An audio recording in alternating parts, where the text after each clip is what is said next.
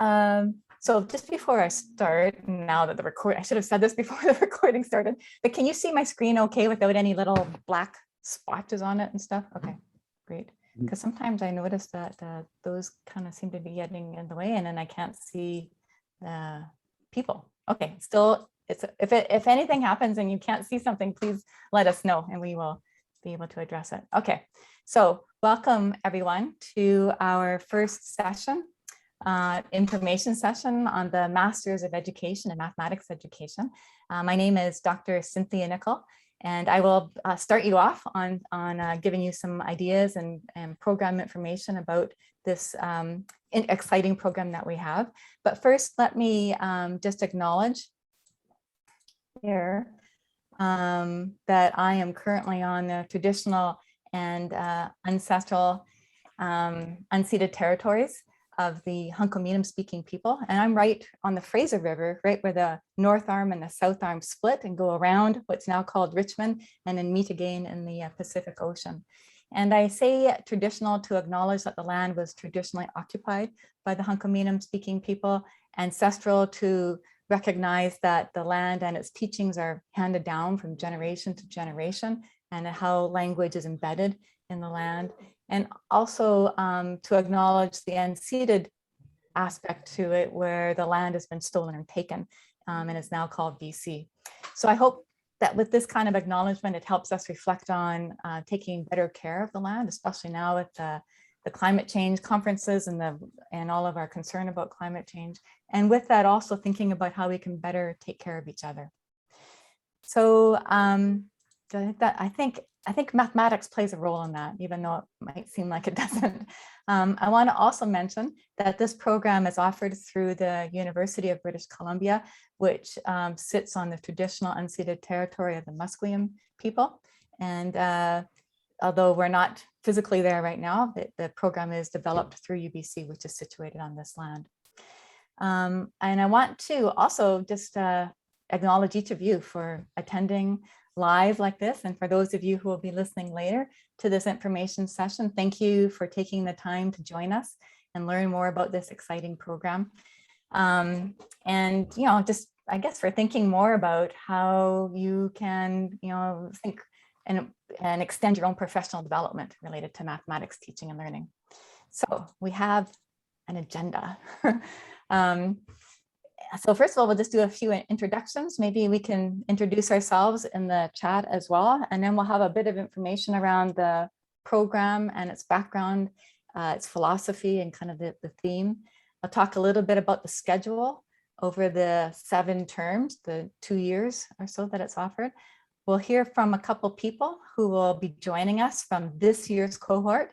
This year is the first year we've offered it. And we have a couple students in the cohort who have accepted the invitation to share a little bit about their experiences so far in the cohort.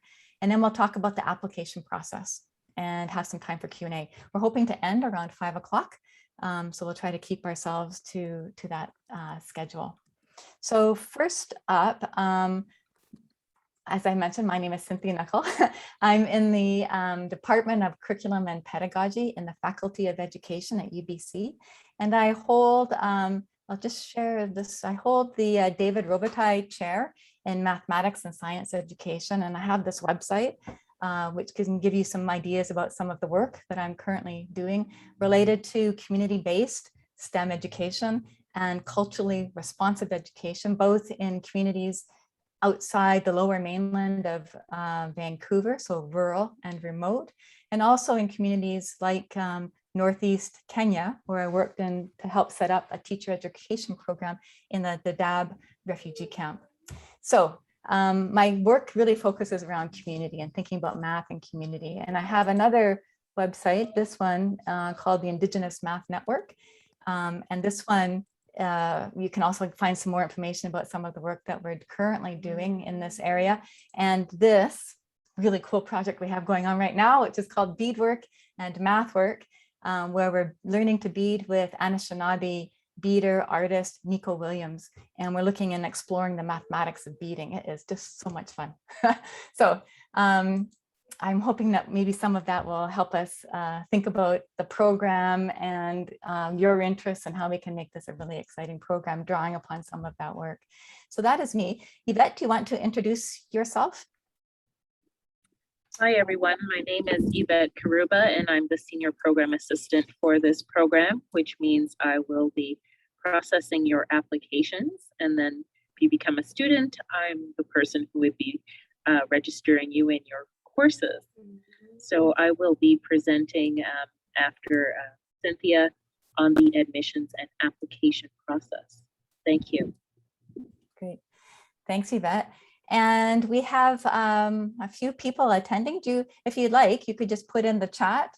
I'm not sure how many we have because I can't see the participant list. Oh, we have 13 people. Okay. So if you want to just put in the chat, you could just say, I'm Alex, currently in Taiwan, or something like that. Or sorry, Axel, currently from Taiwan. That's where you are, right, Axel?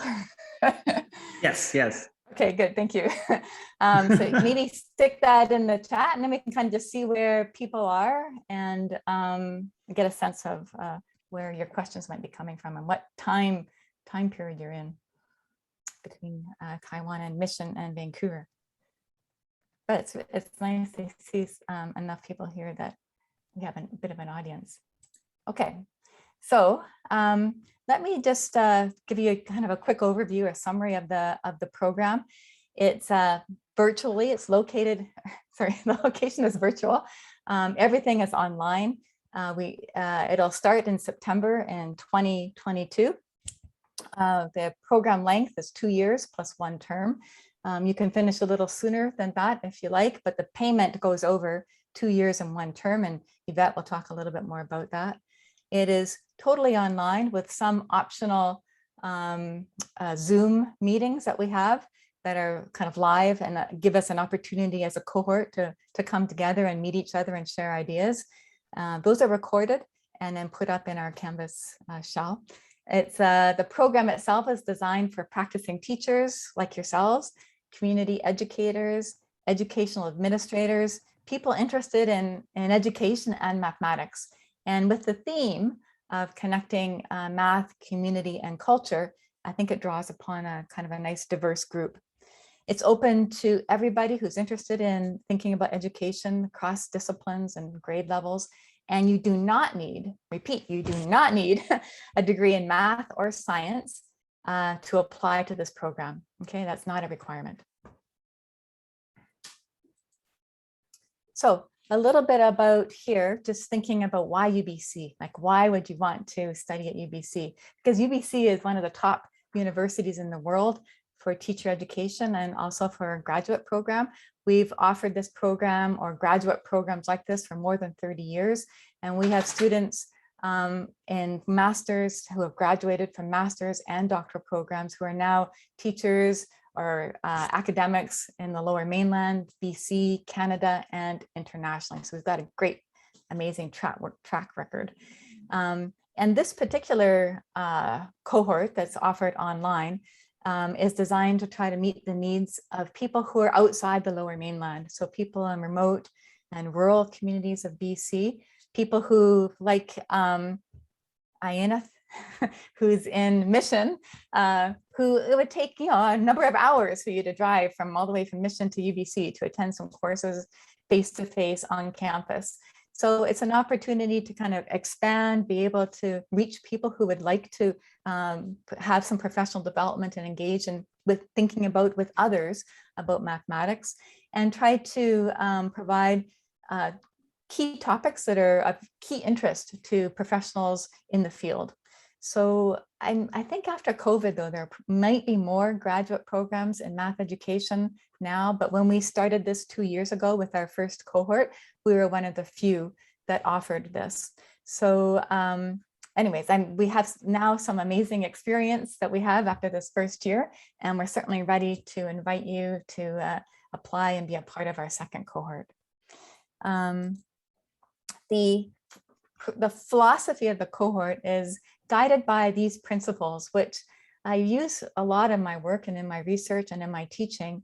And they come from working with my colleague, Dr. Joanne Archibald, who is of the Stolo Nation.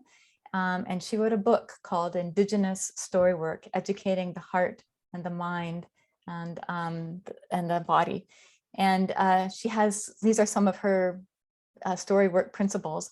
And one is interrelatedness. So thinking as a kind of a guiding theme of the program of trying to really bring in theory and practice together. So trying to think about learning about new theories and how they would apply in your classroom, and then trying to theorize our practice and develop our understanding of what that looks like in our readings.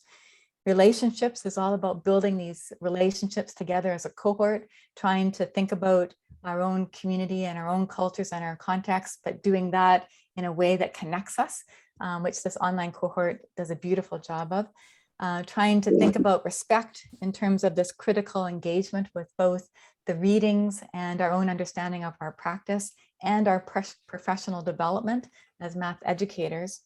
And then finally, this idea of reciprocity, where we take our learning and we try to give it back. So we're working together to improve our own context as teachers, but maybe working with our staff and our colleagues and our students or the families of the students that we're teaching or the communities that we're in. So trying to think further about how our learnings are going to make and improve the lives of our students in our communities. The theme of teaching and learning math with community is kind of twofold. In the sense that we're trying to think about how mathematics can be used to both understand the world and the way we live in the world, and how mathematics frames many of the decisions that we make, and how we are and how we survive in the world, and also how we can use mathematics to think about how to make the world better, how to change the world, how to transform the world. So that the theme of teaching and learning math with and in community is kind of guided by those two ideas of thinking about how to understand the world and then how to change it. So we do this through various community contexts, thinking about public spaces like libraries and malls, teaching gardens, being outside, working with families. I have another slide of some other contexts. In the last 2 years, that was hard to do because we were working virtually. But you know what? We actually figured out a way to offer a family math fair, and we did that virtually. And it was just amazing. And we did that as part of one of our courses on connecting math, community, and culture. And we had 150 people from across Canada and the US who joined us for that amazing event. So we're going to do things like that, again, depending on the context that we're in. Hopefully we're over COVID by then. And then trying to think more about using theories related to students and how they learn and might understand mathematical problem solving and problem posing across different contexts. Speaking about the role that math plays in framing various social and ecological issues. So I'll talk a bit more about one of the courses that I'm currently teaching for the cohort now is around teaching math for social and ecological justice. And some of the projects that the students are working on are just outstanding. And then thinking about mathematics that's beyond the textbook, that's beyond the four walls of the classroom, that gets us outside, gets us in community, gets us into place and land, and helps us think about how we can learn how the land itself can be a teacher of mathematics, how place can be a teacher of mathematics. So thinking just differently about where we are, what we can do, and how we can be mathematical in the world. And then the last statement I think I've just touched on in terms of trying to build these ways of making connections and relationships with each other and with our community in order to sustain this widened community of expertise so that we can think more about how we can make the world a better place. So here's just a list of some of the contexts in which we can be working in which our courses will be touching on. So looking at living gardens, for example, various cultural spaces, looking in rural and urban and indigenous communities, thinking about mathematics and with embodied experiences like artistic performances. I have more I can say about that, but that will take me in another direction. So looking at inside and outside the classroom, looking at malls and libraries and communities, how can we set up, for example, maybe just some tables outside in front of the local grocery store so that we can invite people to do mathematics before they walk in to do their shopping. And then thinking about the importance of mathematics to understanding issues that are important to communities, like looking at climate change, water injustice, environmental racism, homelessness. There's lots of different issues that we can dive into that help us think about mathematics and how we can engage our students in trying to think about making a difference. I know I'm going kind of fast through that part, but there will be time for questions.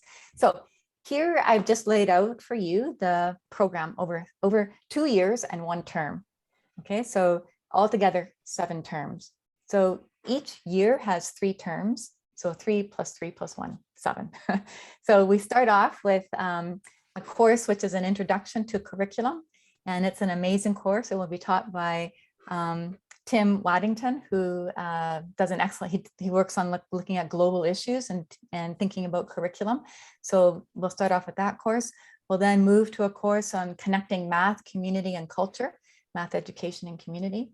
That will be in January.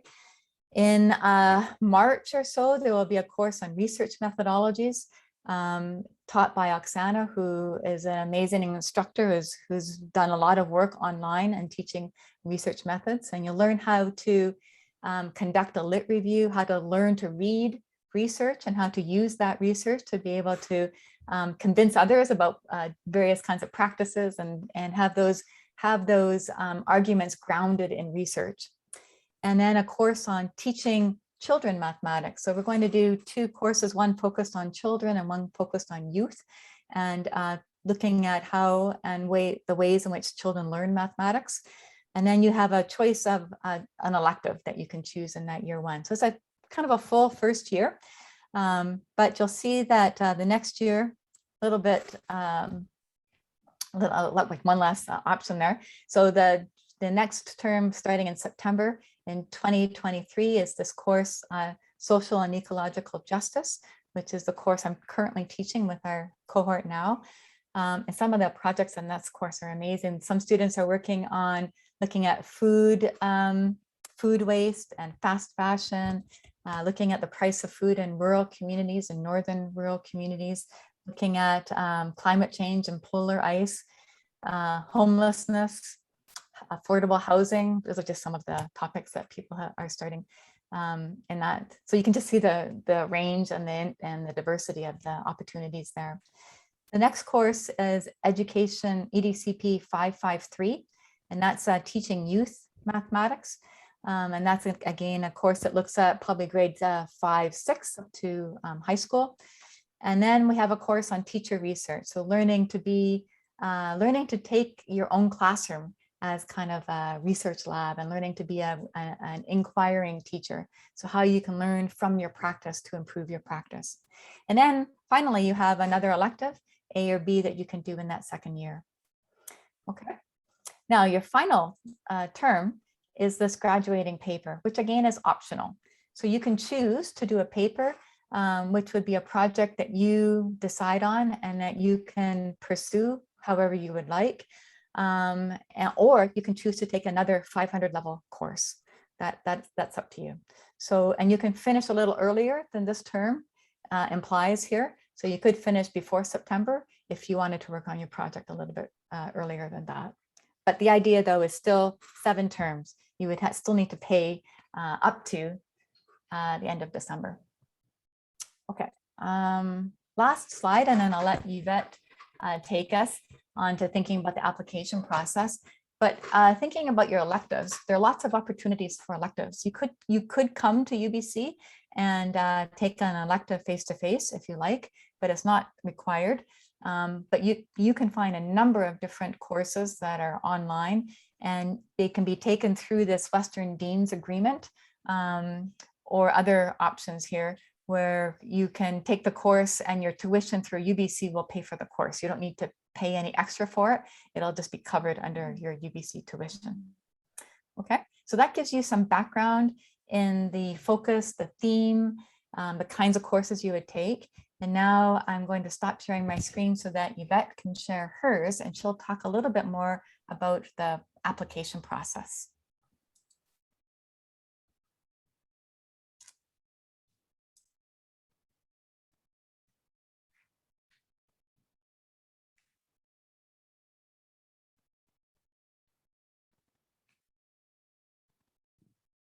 Hi, everyone. I'm going to cover the admission and application requirements for this program. So start with, again, the program context. Dr. Cynthia Nicol is the cohort advisor for this program, and I am the senior program assistant that will be processing your applications and answering any questions you may have regarding the admissions and application process. So what we are looking for is a 4-year undergraduate degree with a B+, which is a 76 at UBC in all senior level courses, which are 300 level and above. Or if you're in the B range, like B-, B, 68% to 75%, with a 4-year undergraduate degree plus a B.Ed, then you would meet the requirement we're looking for. But if you do not fall in those ranges, your application is considered a special case, in which case if the admissions committee feels you are a good candidate for this program, then they will write a special case rationale to recommend you to the Faculty of Graduate and Postdoctoral Studies for admission. We ask that you order 2 official sealed transcripts from all the post-secondary institutions you have attended, with the exception of UBC, because I have access to UBC records, including UBCO. We ask that you upload your transcripts, the front and back pages, in a single file as a PDF. Now, if you have received or participated in an exchange program or have received transfer of credits for your undergraduate degree, we must see official transcripts from those institutions as well. Statement of intent, we're looking for a maximum of 600 words. Your statement of intent should outline your reasons and your professional goals for enrolling in this program, specializing in math education, teaching and learning math within community. We're also asking you to submit a resume, which includes all of your education, employment history, volunteer work, committee work, anything that you have participated in that is related to your teaching experience in math. As well, we're looking for 1 or 2 years of teaching experience or equivalent teaching engagement within schools, local or international communities, other related activities, and those that demonstrate your professional experience in this area. We're also looking for 3 letters of recommendation. Your referees could be administrators, professors, educators, or other professionals who can speak to your engagement in the field of education and your potential to complete a graduate degree and other relevant professional experiences. The references should be submitted electronically. We have what is called an e-reference system. So once you submit your application, an e-reference goes out to your referee, and they can use the form provided or upload their own form, and instructions are provided to them. Now, if you have, say, a retired professor, you could also mail the reference letters to us, but they must be sealed, and the flap of the envelope must be signed by the referee. And for our address, you could refer to the program website. We do not accept references by email or by phone. For the English language assessment, applicants from a university outside of Canada in which English is not the primary language of instruction must provide results in English language proficiency exam as part of their application, and then tests must have been taken within the last 24 months at the time of submission of your application. So if this applies to you, please contact me. Now, the part-time acknowledgement form, you will see on your application that we also require that you fill out this part-time acknowledgement form. And this program is considered as part-time, which means there are certain things that you are not eligible for, such as scholarships, grants, bursaries, loans, or financial aid. After you submit your application, you can download the form, fill it out, sign it, add your student ID to it, and then upload the form back to your application. Now, the student number will be assigned to you, and it is on the top left corner of the application below applying to UBC. Now, if you have attended UBC previously, please use that student ID. Do not create a new one. Now, in terms of applying to the program, you would go to grad.ubc.ca/apply/online, and you do a program search, MAE2 or Master of Education, Math Education Professional Cohort with September 2022 start. If you have a UBC ID, again, please use that ID. We would like you to upload all your supporting documents. You can re-enter your application to add documents. The application fee is $110 for domestic applicants, which are Canadian citizens and permanent residents, or $168.25 Canadian for international applicants. And the deadline to apply is March 21st, 2022. Now, in terms of the tuition fee, the tuition only is currently $15,752 and change, and then student fees are added on top of that. The domestic tuition fee installment is currently $22.50 and change plus student fees.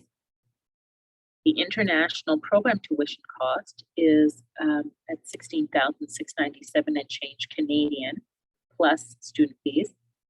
And the current installment, if you're international, is $23.85 and change Canadian plus student fees. Now, the student fees were approximately about $770 for this current term, September to December 2021. There are a minimum of 7 tuition payment installments for this program.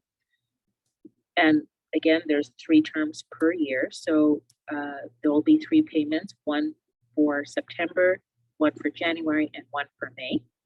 And you'd be paying a whole program fee, not a per credit basis fee. And typically the university raises fees in May about 3%. Now, student fees are charged in addition to tuition, and they vary from term to term. So if you qualify, you can opt out of a couple of student fees. The health and dental fee is one of them if you already have coverage, and the UPass fee if you live outside of the Vancouver metro area. Does anyone have any questions?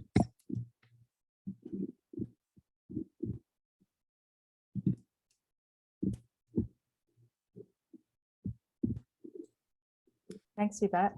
If you have a question, you could unmute if you like, or you could type in your question in the chat, whatever you feel. And then we'll just read out the question so that the recording has the question and our answer along with it.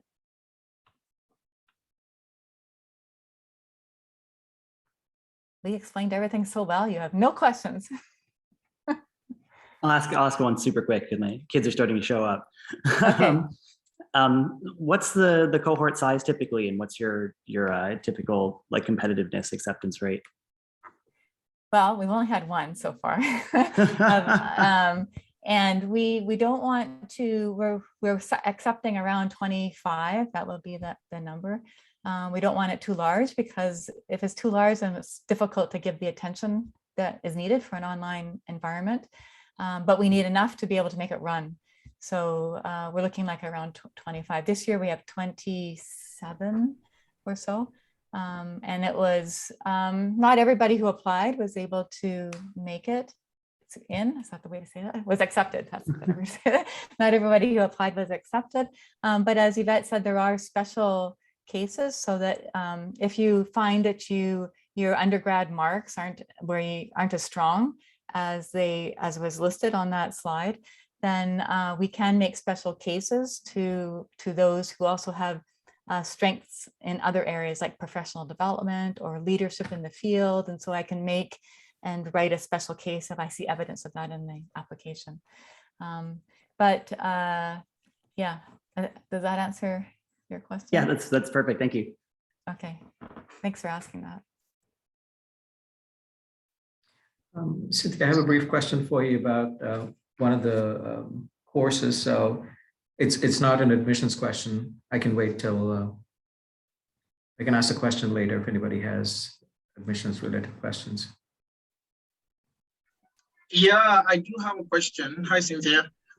Hey, hi. Hi. So after COVID, I know right now, is it currently online and then after COVID it becomes an in-person, or is it going to be online all throughout? Yeah, it's an online cohort. So it's online throughout. And we also offer a program face-to-face on campus, but it's not a cohort model. So this is a cohort. So we stay together for all of the courses that I listed in those other slides that I described. And then you have some opportunities to select your own electives. You have like 2 or so. I think there's just 2 electives and not much opportunity, but there are some. But you know what, Andrew, you can take as many courses as you like and not have to pay any more money, which is really cool. Yeah, because that's like a fixed fee for the whole program. So there are, does that answer the question? Yeah, that did answer, but it also kind of give me another one. Actually, I do have 2 more, sorry. The other one is, I know, okay, we know because we are part-time, if we're part-time, so which means not accessible to student aid, from the financial aid, is that from the school or is that from, like, say, if you apply for student loan, would they reject you?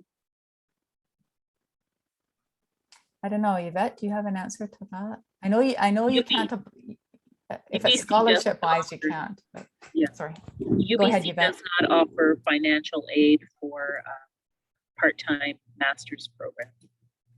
Outside of that, I don't know. You would have to contact the financial aid office at UBC for further. So, like, what if I apply for student loan? Would that be something that can help, is what I'm trying to find out. I don't know much about student loans, so you would have to contact the UBC financial aid office. Okay. Yeah, sorry. I know for scholarships, because you're part-time, you wouldn't, and the people in the program would not qualify for scholarships, but I'm not as sure for a loan. Yeah. Ionis, you want to? Yeah, I had a ask a question question? about one of the courses, the EDCP 562. And it talks about, looking at issues in the curriculum. And I'm wondering, are we looking at the BC curriculum? Is there a particular curriculum we're looking at, or are we looking at curriculum in general? It's curriculum in general. So it's looking at theories of curriculum, but wherever you are, you can apply those theories to your context. Okay. So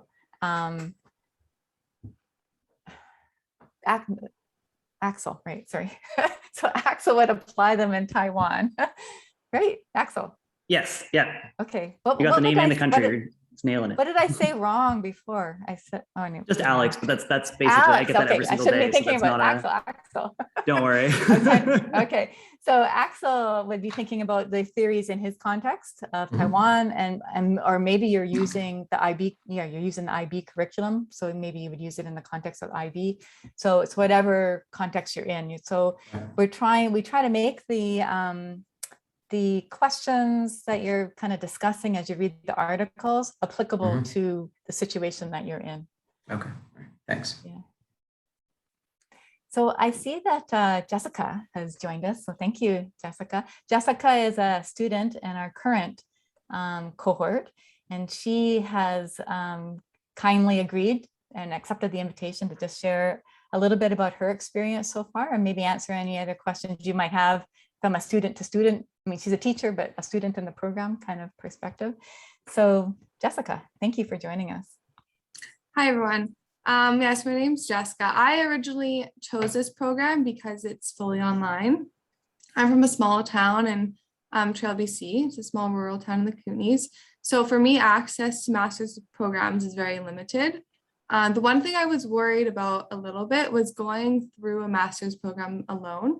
But the current cohort, which I'm in right now, even though I've never met any of these people in person, only virtually, I feel that there's such a solid group of about 26 of us who have really built like a strong community and have supported one another. We're all in communication with each other every single day throughout the entire program, including the professors. Like Cynthia has been there for every single one of us and supported us so much. So I feel like you still get that experience in this program, and you're with a lot of like-minded people. I teach high school math, so grades 8 through 12. I'm currently in my 5th year teaching, but there's other people in the program that teach elementary. There's some that do adult education. There's some that have district support teacher roles. So I don't think it's limited, and Cynthia probably touched on this too, like math majors. I think everybody can really take away something valuable from this program because you just touch on so many amazing things to do with teaching mathematics. But for me, it's really helped me reimagine what teaching and learning mathematics is about. I only went through my teacher ed program like 6 years ago, but it's really helped me make sense of mathematics in everyday life around us. And it challenged me a little bit to go outside of my comfort zone and take mathematics beyond the 4 walls of the classroom, which is sometimes I find hard to do in my senior math classes, but it's honestly been really amazing and just helps you build skills and frameworks and just ideas to really expand what teaching mathematics is. So I really enjoyed it. I honestly would suggest it to all my colleagues. And any of you guys that are even interested in applying, I would for sure. Thanks, Yeah. Jessica. That was perfect. Any questions to Jessica? Jessica, just one question, and Cynthia, my apologies if you answered this question earlier. Do you, as a cohort, is there a particular time that you guys have to meet, maybe once a month or once a week or twice a week? I mean, for us, I don't know if things will change for the next group, but we have occasional Zooms. I think in some professors it differs, but like for the one I'm in now, it's maybe like once every 2 weeks, I think. And sometimes you have like a workshop or some type of like celebration of your learning where you have to be online together showing what you kind of created. But there are occasional Zooms, but I think almost always they've been optional unless it's like that workshop model. And the professors are really good at asking like, when are you available? Like in the summer, we had them on Wednesdays. Right now we have them on Saturdays because we're all mostly working full time. Okay, thanks. Thank you, Jessica. And I see that Sandra has joined us as well. Hi, Sandra. Maybe Sandra Hi, can say a everyone. few words. Yeah, I did. Welcome. Hi, Jessica. Thank you. Thanks for coming. Yeah, I just caught maybe the last bit of Jessica, so I wouldn't want to repeat, but so I apologize if I do. But, No worries, because you're teaching, you're well, you're in a district leadership position, but you also have an elementary focus. Yeah, so yeah, we're keen to I'll hear just go your ahead. perspective. Yeah, please. Yeah, okay. So I'm Sandra Fox. I work for the Vancouver School Board and SD 39. And this year I'm working full-time as a district curriculum support teacher with a math focus. This is my 4th year in the job, but I was previously part-time and with just a general curriculum and assessment focus. And then I was teaching in the classroom 2 days a week until this year and full-time previous to that. And I came into this master's program with 20 years experience teaching, with 10 years in the classroom when I applied for the master's program. And I was looking for opportunities to deepen my thinking and my understanding of math pedagogy, especially with mathematics education, and then also thinking of what opportunities a master's degree might open for me, and not necessarily looking to go into administration, but what other teaching opportunities or district lead roles that might provide me. And then it actually did when I had the opportunity to apply full-time for this math support role in my district. I was competitive and succeeded at getting the job. So that it did what it was meant to do for me. And why I chose this program was I've been exploring math. It's been a passion of mine. I did math as my teaching concentration to get into education, but I don't have a math degree. But I've always just loved teaching math, but wanting to explore it in a deeper way. And like I think Jessica said, like getting outside the walls of the classroom. And I've been exploring, doing math outdoors and learning from the community. But I really wanted to push beyond that and just wanting to do that with like-minded people. So this program has really met that need and actually exceeded it by far. I've been pushed in ways that I never expected to be pushed, which has been really, really great.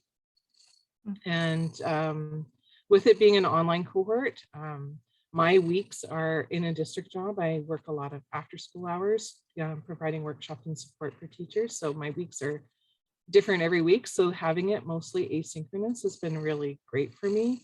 I'm not trying to like schedule around getting to campus on a certain day of the week. And I can make it work for me. So if I need to get up in the morning and do my schoolwork, or I need to stay up late and email Cynthia at all hours, then I'm able to do that. And I thought another thing was really neat about it was having it online, is we've got educators from all over the province in different roles that I wouldn't have connected with if it was an in-person cohort. And also we have one of our classmates is out in Ontario too. So I don't know, I think I echo a lot of what Jessica was saying, but I've been really pushed in a lot of different ways and growing in confidence with teaching math and leading math in my district because of the program, and just exploring things that I like, social justice and mathematics and ecological justice and mathematics connections that I hadn't been exposed to before in my small school that I was teaching at before. Wonderful. Thank you, Sandra. I should mention that both Jessica and Sandra, as with other students in the cohort, have had opportunities as a result of their assignments and the amazing work that they have done to be published. So Jessica has an article in a Vector, which is a BC Math Teachers Association journal, based on one of the assignments from the course. And Sandra has presented at a international national kind of conference that we just recently had in math. With we had 120 people attending the session. So this program opens up these kinds of possibilities for you to be able to extend yourself, as Sandra is mentioning, and to become the leader either in your school or in your district, or provincially, or maybe internationally. We will see even more. So thank you to each of you for sharing a little bit about your experience. Does anybody have any questions for either Jessica or Sandra?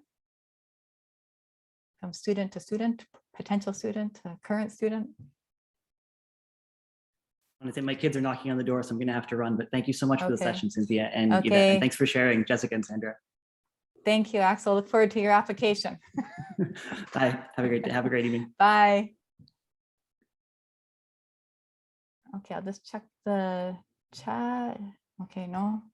Okay. Any other questions to anybody else? Either myself or Yvette about the application process or the program itself? Megan says, how many hours per week do you typically spend working on master's work? I think that's either for Sandra or Jessica, or maybe you can each answer that question. So Megan, Jessica, you want to start? How many hours per week do you typically spend? I think it really depends on the person. Like for me, I just feel like I put in a lot, but then I also get out a lot. So, and I don't have children, so I kind of have that more time to put into that. Lots of people kind of like sit in with their lifestyles. Sometimes some weeks are a little bit easier. Sometimes you're busy with report cards and all those things in teaching, but oh God, I don't even know. I don't know. What do you say, Sandra? Yeah, I don't know. I would say some weeks are different than others, but Yeah. I mean, I would say for me at least 10, but again, Yeah. and other weeks more, depending on what the projects are or what kind of leadership role you might have that week in your cohort for the course. But again, you, like Jessica said, you kind of get out of it what you put into it. And if you have less time, you still get something out of it. But yeah, I love this. And I think Jessica, we said at one point last year, why are we doing this during COVID? But at the same time, what else is there to do? Mhm. So that's actually been a bit of a blessing because I'm not turning down invitations to movies or the symphony or Mhm. things like that I would be otherwise. So. I know last year I was able to, if this entices anybody, manage my time enough that I didn't do a whole lot on the weekends last year. This year's a little bit different because it's just been an adjustment with COVID and teaching. But last year I was able to kind of have my weekends for myself and really crack down during the week and do, I would say, a solid 10 hours during the week for me. And I would say, yeah, I try to have a day a week where I'm not doing it, whether it's on the weekend or during the week, just depending on my schedule. Like this Wednesday, I'm not going to be doing master's work because I'm going to be at work for nearly 12 hours. So like, that's not going to happen that day. Jessica, But if you have organize your mhm. schedule, you can manage it. Yeah, typically, what type of assessments do you have? Do you have to submit? Who are you asking? Sorry? Either one of you, either Jessica or Sandra, sorry. Or Sandra? Okay. Uh, What kind of assessment? You mean like in the course? Like what Yes. kinds of projects? They all Okay. differ. Like for me, we've created like lesson plans that we actually use with our kids, and we do reflections on that. We've done Okay. first, like the one that I wrote, and then I submitted to Vector. Yeah, there's so many different ones. We did a couple workshops. We did a virtual math fair with Cynthia's course. Yeah, and like being creative and kind of being able to represent it in different unique ways is usually encouraged. Okay, thanks. And I found it really nice that a lot of the assignments you can sort of tailor to your situation, so you can try them out in your context. So Okay. I mean, I had a conversation with Cynthia when I was going to be moving full-time possibly into a district role, and I wasn't sure what that would mean for me, not having my own students to work with, but she assured me that, you know, I could make it work in my district role, and that's been true so far. Yeah, I think you answered my question. The next question I was going to ask, you know, are there the assessments? Because for me as a teacher, I teach 5th grade, so I would like to use the kinds of assessments that I do in my classroom, in a classroom context. And, you know, to put the learning into context in the classroom. So if I can do that, I think that'll be really, really helpful. Yeah, thanks for that question. That's a good question. There's one more from Kaylin in the chat. Would there be opportunities to collaborate on projects with others in the class? Let's start with you, Sandra. Yes, there is. And it depends on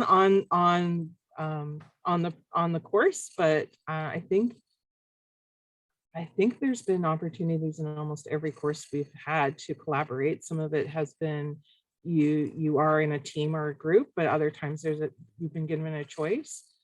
In the course we're in with Cynthia right now, like she's given us the choice for both of our major projects to either work alone or with a group, and I chose to work with a partner for the first one, and I'm going alone on my second because I know my schedule is not partner friendly coming up for the next 5 weeks.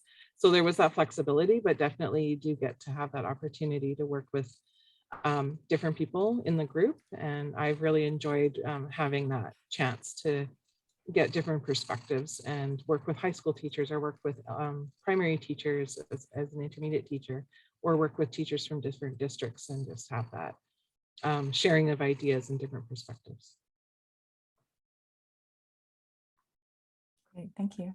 I would also say like we have a group of us, like 26, but I feel like I also within that 26 have like a kind of a handful of people that like I kind of talk a little bit more with, or work more with, or just have a stronger bond with, I would say. I don't know if Sandra has, you just kind of have your people within the whole cohort, but all together we all support one another. So I've had a chance to work with some of those people, but then we're also challenged to work with kind of other people in the group too. But yeah, we're in contact a lot. And also some of you, like Sandra, you've met some of the other people in the cohort in the summer. You met up with a couple different people, right? Even though it's all virtual, you had some opportunities there to connect. Yeah, I just happened to find out one of our classmates who lives up in Hazelton was down in Nanaimo visiting her family when I was going over to the island. So we met up and had coffee in person, and I keep having plans with one other. It hasn't happened, and in very high communication with the other teachers that also work in Vancouver. So Yeah, that's been good. so it's kind of nice you formed a network that will hopefully extend beyond the life of the cohort in some ways. I think is what you're speaking to. Good, thank you. Okay, any other questions or comments? We're coming close to 5 o'clock to wrap up.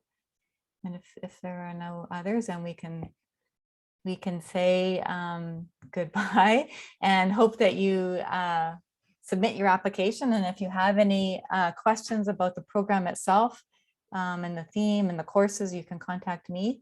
And if you have any questions about the application process, you can contact Yvette.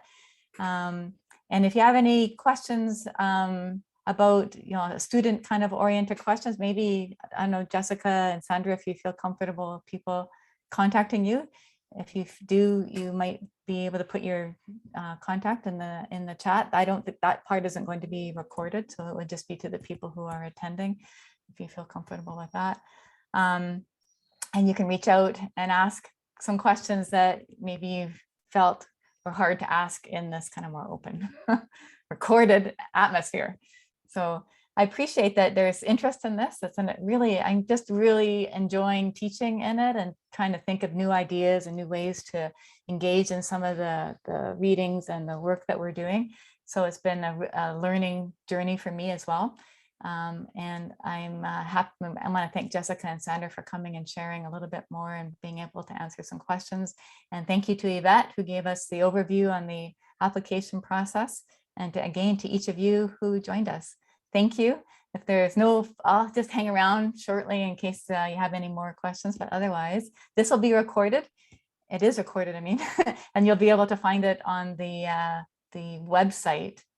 Yvette, could you put the site in the chat maybe, Yvette, and then people will know where to go? One moment. Okay. Great. All right. Thank you, everybody.